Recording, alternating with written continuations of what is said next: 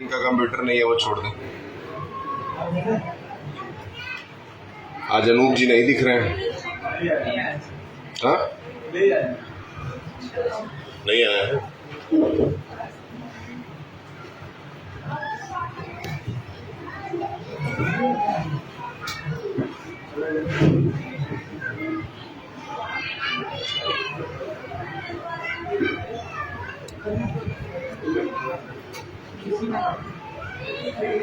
चलिए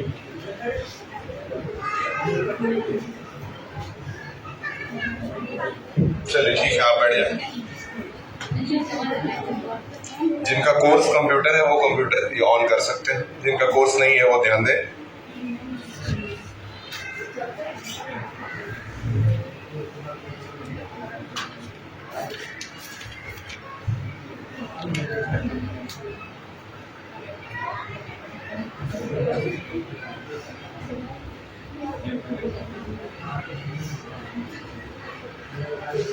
ठीक है, इसमें लास्ट लाइन जो हम लोग कल पढ़े थे उसमें पढ़े थे कि लड़की जो है वो सिटी मॉन्टेसरी स्कूल में एडमिशन पा गई थी। ठीक, वहीं से हम लोग चैप्टर में आगे बढ़ेंगे। From the diary of any friend. आप थोड़ी देर फोकस करें, बहुत लंबा लेक्चर नहीं होगा, पढ़ाई में ध्यान देते रहे। कोई ऐसा बच्चा जो क्लास में बैठा है अननेसेसरी? अच्छा, ये लोग क्यों बैठे हैं? नदी के पास बुक है। अच्छा, उनके पास बुक है, सारा बुक लाता है।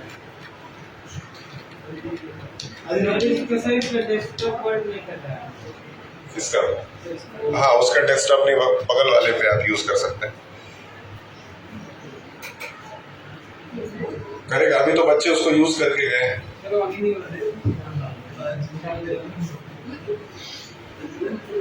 चलिए रहने दीजिए, आपका कंप्यूटर का बिल आएगा, कंप्यूटर के बिल में आप कंप्यूटर पढ़ लीजिएगा। चलिए, और नहीं गेम मत खेलिए, आप रहने दीजिए, कोई फायदा नहीं, पढ़िए। ठीक है, देखिए चैप्टर में हम लोग थे। I started right away at the city Montessori school में इनका एडमिशन हो जाता है, हम लोगों ने पढ़ा। ठीक, उसके बाद कह रहा है I stayed there until I was 6। जब तक मैं 6 साल की नहीं हो गई तब तक मैं वहीं पे रही, वहीं पे मैंने पढ़ाई की।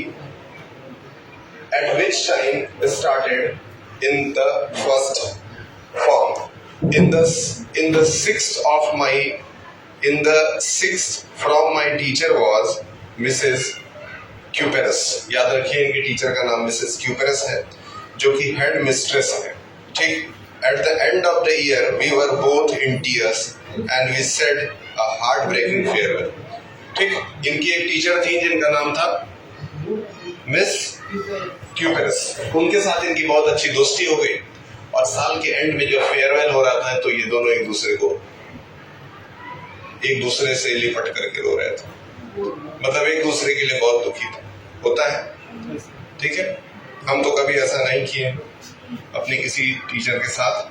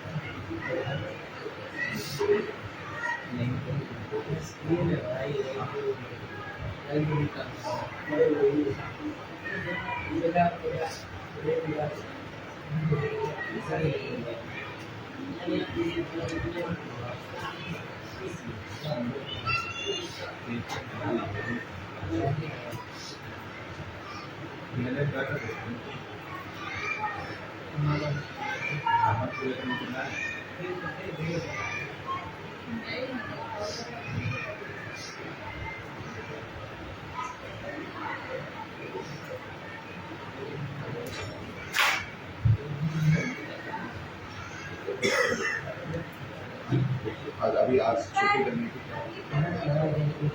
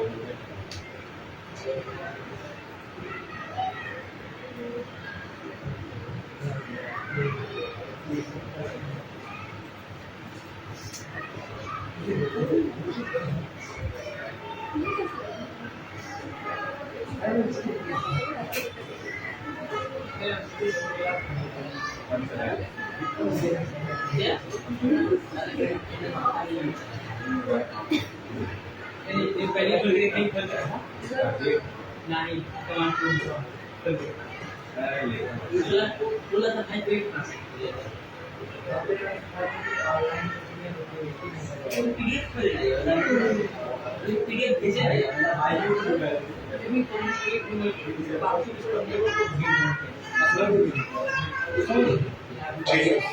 तो मिस क्यूबरस से इनकी अच्छी दोस्ती थी और eight the end of the year दोनों एक दूसरे के लिए बहुत दुखी थे। आगे बढ़ते हैं। At the end of the year, अच्छा, in the summer of 1941 grandma fell ill. इनकी ग्रैंडमा जो है वो बीमार पड़ जाती है। कब? 1941 के समर में। ठीक है।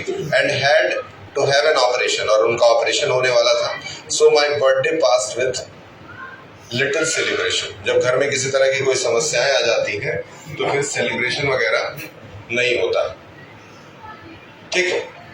तो इनकी ग्रैंडमा बीमार पड़ गई, जिसकी वजह से इनका बर्थडे बहुत अच्छे तरीके से, जैसे ये चाहती थी, नहीं मनाया गया। आगे बढ़ते हैं। अब छोटी छोटी बातें ये अपने बारे में लिख रही हैं। Grandma died. कुछ समय के बाद ग्रैंडमा जो है 1942 यानी अगले साल मर भी जाती है, उनका डेथ हो जाता है। No one knows how often I think of her and still love her. ये अपनी ग्रैंडमा को बहुत ही ज्यादा प्रेम करती थी और उनके जाने का दुख बहुत लंबे समय तक इनके मन में था। आगे बढ़ते हैं। This birthday celebration 1942 was intended to make up for the others. The grandma candles are lit along with the rest. ठीक है। इनका जो लास्ट बर्थडे रहा है, जो कि फ्रैंक का बर्थडे मनाया गया, वो लास्ट बर्थडे इनका दादी के साथ था। उसके बाद जीवन में कभी भी दादी के साथ ही अपना बर्थडे सेलिब्रेट नहीं कर पाई, क्योंकि इनकी ग्रैंडमा का डेथ हो गया। आगे देखते हैं। The four of us are still doing well and that bring me to present day 20 June 1942 and solemn dedication of my diary. कहने का मतलब है कि अब का डेट जो है वो 20 जून 1942 चल रहा था और ये अपनी डायरी को बहुत प्रॉपरली लिख रही थी। ठीक है। सारी चीजें, अब दादी तो खैर जा चुकी थी, लेकिन आगे की कहानी देखते हैं। कह रहा है सैटरडे 20 जून 1942 को ये क्या लिखती है? Dearest kitty, dearest kitty. ठीक है। जब भी डायरी लिखा जाता है तो डियर डायरी लिखा जाता है। टाइटल में आप डालते हैं डियर डायरी, तो यहाँ पे ये लिखती है डियरेस्ट किटी। किटी कौन है? इनकी डायरी का नाम है। कह रहा है our entire class was quaking in its boots. ठीक है। क्वैकिंग का मतलब होता है कांपना, डर करके कांपना। The reason of course is the forthcoming meeting in which the teacher decided who will all move up to the next form and who will be kept back. ठीक है। क्योंकि अगला मीटिंग इनके स्कूल में जो होने वाला था, जैसे आपके स्कूल में 22 को होने वाला है, ठीक, इनके मीटिंग में डिसाइड होने वाला था कि कौन सा बच्चा नेक्स्ट क्लास में जाएगा और कौन सा बच्चा फेल होकर के उसी क्लास में दोबारा पढ़ेगा। ठीक। आगे देखते हैं। अब आगे क्या होता है? Half of the class is making bets GN and I laugh ourselves silly at the two boys behind us, CN and Jax. दो बच्चे थे जो इसके पीछे बैठे हुए थे। एक का नाम था CN और दूसरे का नाम था Jax, who had staked their entire holiday saving on their bet for morning to the night. इसकी क्लास में दो बच्चे थे, बहुत बदमाश थे, जैसे हमारे क्लास में भी दो बच्चे अंदर बैठे हुए क्लास में। ये दोनों आपस में बेट लगाते थे। बेट मतलब सट्टा लगाते थे, जुआ लगाते थे।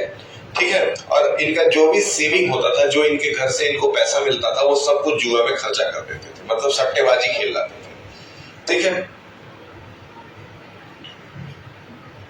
उसके बाद क्या कह रहा है?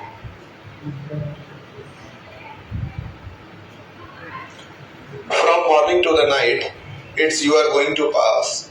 Now I am not. No, I am not. Yes, you are. No, I am not. Even G's speeding glances and my angry outburst can't calm down. Meeting एक दिन पहले पूरे दिन भर, पूरे रात भर मेरे दिमाग में यही चिंता और यही सवाल उठता रहा कि मैं पास होऊंगी, मैं फेल हो जाऊंगी, पास हो जाऊंगी, मैं फेल हो जाऊंगी, मैं पास हो जाऊंगी, मैं फेल हो जाऊंगी। इसी तरह के सवाल मेरे दिमाग में रात भर उठते रहे। कहानी आगे बढ़ती है थोड़ी सी, आगे देखिए। If you ask me, there are so many dummies that about a quarter of class should be kept back, but teachers are the most unpredictable creature on the earth.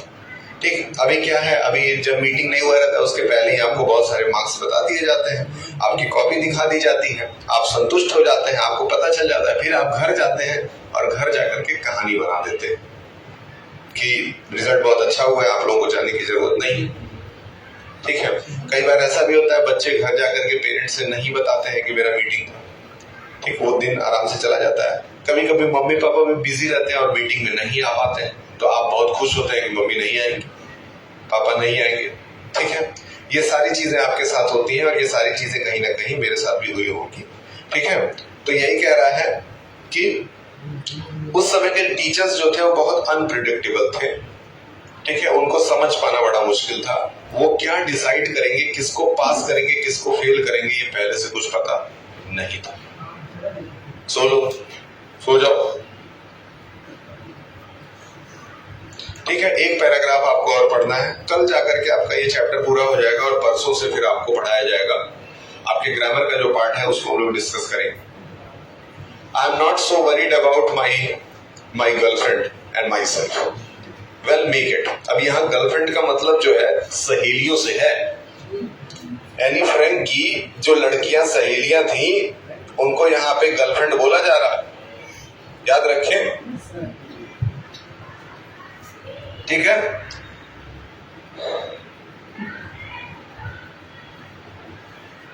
ठीक, इसको विश्वास था एट द एंड कि हम लोग, मैं और मेरी जितनी भी सहेलियां हैं, हम सब पास हो जाएंगे। ठीक, अब आगे देखते हैं, क्योंकि विश्वास करने के अलावा चारा ही क्या था। आगे देखते हैं। The only subject I am not sure about is math. मतलब लड़कियों को मैथ में समस्या आज से नहीं है, लगभग 100 साल पहले से। देख लीजिए, 1942 की स्टोरी है, कह रही है कि मैं सारे सब्जेक्ट में श्योर थी लेकिन मैथ्स मेरा कमजोर था और मुझे लगता था कि मैथ में मैं लटक न जाऊं, यानी फेल ना हो जाऊं। आगे देखते हैं, चलिए। Anyway, all we can do is wait until then we keep telling each other not to lose heart. I get along pretty well with my all teachers. There are 9 of them. मेरे school में total मुझे पढ़ाने वाले 9 teachers थे। ठीक है, याद रखिएगा। और हम सब स्टूडेंट्स मिल करके अपने आप को यही तसल्ली दे रहे थे कि घबराने की जरूरत नहीं है, हम पास हो जाएंगे। 7 men, जिसमें से 7 मेल टीचर थे और 2 वुमेन्स थी, यानी कि 2 फीमेल टीचर थे। ठीक है, कह रहा है Mr Keesing, the old fogey who teaches math. बूढ़े से सर थे, खड़ूस टाइप के सर थे थोड़े, जो कि मैथ के टीचर थे। ठीक है, इनका नाम था मिस्टर कीसी, याद रखिएगा। He assigned me extra homework. वो मुझे बहुत ज्यादा काम देते थे, मेरे होमवर्क को हमेशा बढ़ा करके। समझ में आ रहा है? तो मैथ के टीचर से इनको बहुत परेशानी थी, घुमा फिरा करके। अब है and annoyed with me from ages because I talked so much. After several warning, he assigned me extra homework and essay on the subject, a chatterbox. ठीक है, that what can you write about that? I would worry about that later, I decide. I jotted down the title in my notebook, tucked it in my bag and tried to keep quiet. ठीक है, ये पीछे बैठ करके class में दोस्तों से बात करती रहती थी मैथ के पीरियड में, इसलिए मैथ के टीचर इससे नाराज होकर के इसको ऐसे लिखने के लिए दे देते हैं। ऐसे लिखने के लिए टॉपिक क्या था? चैटर बॉक्स टॉपिक था। और अब ये करती क्या है कि एक पेपर पे अपने ऐसे का टॉपिक लिखती है और उसके बाद से उसको बैग में लेकर के घर चली जाती है चुपचाप। That evening after I had finished the rest of my homework, the note about the essay caught my eyes. I began thinking about the subject while chewing the tip of my fountain pen. घर में पहुंची, मैंने सारा homework पूरा कर लिया, लेकिन last में अब किसकी बारी थी?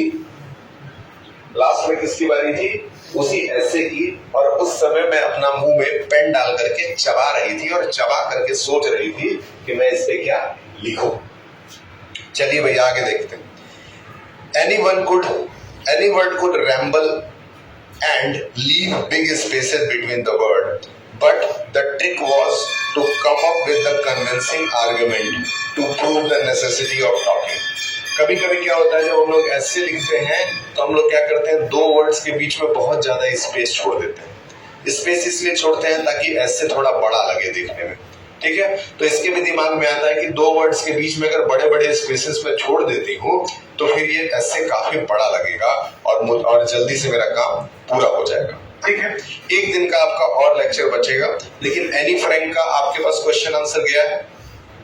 नहीं गया तो अभी तुरंत आपका एनी फ्रैंक का क्वेश्चन आंसर डाल देते हैं। और एक बार फिर से याद रखें, एनी फ्रैंक तक आप लोगों को अपना कॉपी पूरा करना होगा। जब आपका डेट फिक्स किया जाएगा, ये दीजिए एनी फ्रैंक वाला, मुझे फोटो ले लेने दीजिए।